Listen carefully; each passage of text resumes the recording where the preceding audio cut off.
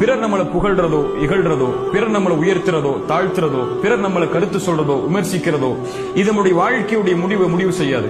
என்ன ஆனாலும் சரி, நம்முடைய வாழ்க்கையுடைய இலக்கை ஒரு நாள் நம்ம அடைஞ்சுதான் ஆக போறோம். ரசூலுல்லாஹி ஸல்லல்லாஹு அலைஹி வஸல்லம் 21 ஆண்டு காலம் அந்த நபித்தோழர்களுக்காக உழைக்கிறாங்க. உழைச்சி மக்காவுக்குள் நுழையிறதுக்காக அழைச்சிட்டு வர்றாங்க. மக்காவுக்குள் நுழையும் போது அந்த இணை வைப்பாளர்கள் தடுக்கிறாங்க. மக்காவில் உள்ள இணை வைப்பாளர்களுக்கும் ரசூலுல்லாஹி ஸல்லல்லாஹு அலைஹி வஸல்லம் அவங்களுக்கும் உடன்படிக்கை நடக்குது, ஹுதைபியா உடன்படிக்கை. அந்த ஹுதைபியா உடன்படிக்கையை எந்த நபித்தோழரும் விருப்பத்தோட ஏற்றுக்கொள்ளல. ரசூலுல்லாஹி ஸல்லல்லாஹு அலைஹி வஸல்லம் தன்னோடு இருக்கக்கூடிய சக மனிதர்களுடைய விருப்பம் தான் முக்கியம்னு சொல்லி அந்த உடன்படிக்கையை விட்டிருந்தாங்கன்னு சொன்னா மக்காவுடைய வெற்றி கிடைச்சிருக்காது.